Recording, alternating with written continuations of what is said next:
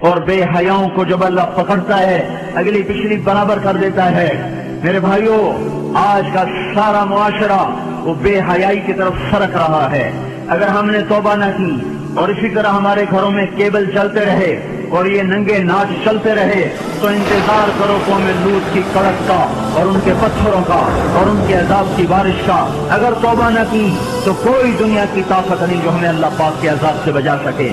اگر یہ موسیقی کی تانیں اسی طرح بکھرتی رہیں اور عورتیں اسی طرح اڑیاں ہو کے بازاروں کی زینت بنتی رہیں اور یہ نوجوان اسی طرح ناچتے تھرکتے رہے اور گانے پہ سر جھومتے رہے اور سود کی عمارتیں بلند و بالا بنتی گئیں اور حرام کی کمائیاں چلتی گئیں اور مظلوم کی ہائے ہائے بڑھتی گئی اور ظالم کا نشہ بڑھتا گیا، تو وہ دن دور نہیں ہے کہ جب ان پر بھی قوم آگ کے کوڑے برس نہ جائیں اور قوم لوط کی بجلیاں کڑک نہ جائیں اور ان کے پتھر برس نہ جائیں کہ ہمارا معاملہ جلدی میں آتا ہے، ہم پہلے پکڑے جاتے ہیں، ہم پہلے پکڑے جاتے ہیں۔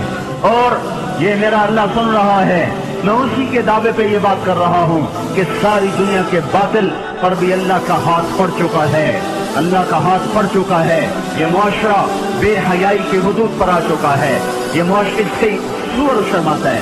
دنیا کا بے حیا ترین جانور بھی آج ان انسانوں سے شرما رہا ہے، شیطان بھی ان سے شرما رہا ہے۔ وہ بے حیائی کی حدود سے آگے جا چکے ہیں، وہ انسانیت کی چادر اتار چکے ہیں، وہ انسان نہیں ہیں، وہ جانور بھی نہیں ہیں، وہ جانوروں سے بھی بدتر ہیں، یہ زمین پر بوجھ ہیں۔ ایٹمی طاقت ہونا اللہ کو للکار نہیں سکتا، ایٹمی طاقت ہونا اللہ کو ڈرا نہیں سکتا، کائنات کے انسانوں کا خون کر دینا انہیں اللہ کے دربار میں کوئی کبھی نہیں بنا سکتا۔ ان قریب اللہ کا ہاتھ پڑنے والا ہے، وہ پکڑ کے دکھائے گا۔ وَكَذَلِكَ أَخْذُ رَبِّكَ إِذَا أَخَذَ الْقُرَىٰ وَهِيَ ظَالِمَةٌ إِنَّ أَخْذَهُ أَلِيمٌ شَدِيدٌ۔ اللہ تعالیٰ بے حیاؤں کو مہلت نہیں دیتا، اللہ تعالیٰ بے غیرتوں کو مہلت نہیں دیتا۔ اللہ تعالیٰ ان کی رسی کھینچے گا، ان کی زمینیں ٹوٹیں گی، ان کی عمارتیں فلک بوس وہ سجدے میں گریں گی اور یہ نظام اللہ ملیا میٹ کرے گا۔